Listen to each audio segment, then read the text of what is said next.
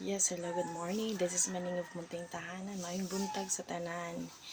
Yes, nowadays, daghan na kaay complain nga mga asawa ba na nga isiglakaw lang sila, no? Tagsa-tagsa na lang sila glakaw.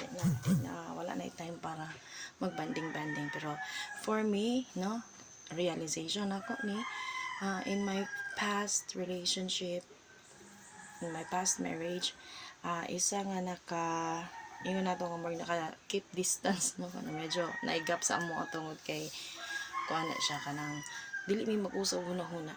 So if I were you, no, hangyo kung gusto ka mulakaw, gusto ka mulaag, uban na. Yes, uban na. Mas nindot itong ubanon para walay mga daghan pang mga questions and answer portion pag uli or mga selos. Wala sa mga pangutana nga murag beyond sad sa imong understanding. At least naamo, nag-enjoy mo, duha mo. And then the grupo, banding sa ingon nato mga classmates, mga barkada, nindot nga masulod ang atong partner diha sa atong barkada kay para makita sa niya nga ngano kita nagapamarkada ta og ngano pod nga si Mrs. no dili malain di pod masuko nga nganong na markada ta ani niya kay masabtan niya ang personality. So dagan kay tag pwede ni nato nga ma-offer sa ato ang wife and husband nga nganong ingani man busa gani ingon ako nga dili sad maayo nga mulakaw lang gid kang mulakaw kay gusto nimo. So dapat magkasinabot mo kay at the end of the day kamo ra pa masakitan, kamo lang gihapon ang medyo ingon nato nga magkapuliki, no, medyo ma-stress mo ana sa inyong pagkinabuhi dahil as couple. Busa gani gid nga couple kay together two, wala ba gingog one gather, nawe gid ang together. So two to get there, di ba? To get there together. O ako anan ka ugaling yung cheka day maluoy ka. So mo na siya kinahanglan lang gid ta nga since couple naman dili gid pwede mag-decide nga isa lang. Since couple naman, opinion sa isa, irespeto sa isa, kung sa'y gusto sa isa, sabton sa isa. If ever nanay gap, magstorya mo. Dili kay isigihan na rin mo pataas sa inyong mga garbo, magilalis na, pakitang gilas na dahil mo, libak ko na din ninyo, dauto na niyo inyong mga partners dito sa inyong mga barkada, mga friends and everything. And there comes na dayon ang mga mag-comfort day.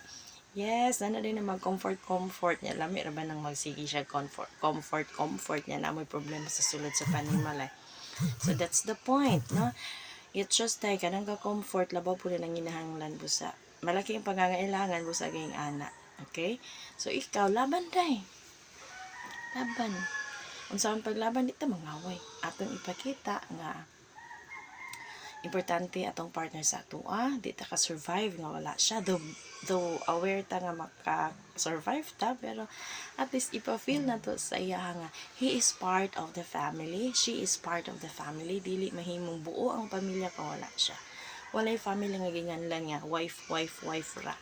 Family nga ginganlan og husband. No, there's always that partnership of both husband and wife plus the fruit of love, the children. So kanang fruit of love enjoy kay nako na for now kay ngano man though ingani ang hitabo sa mua no nawala siya, but it keeps me to keep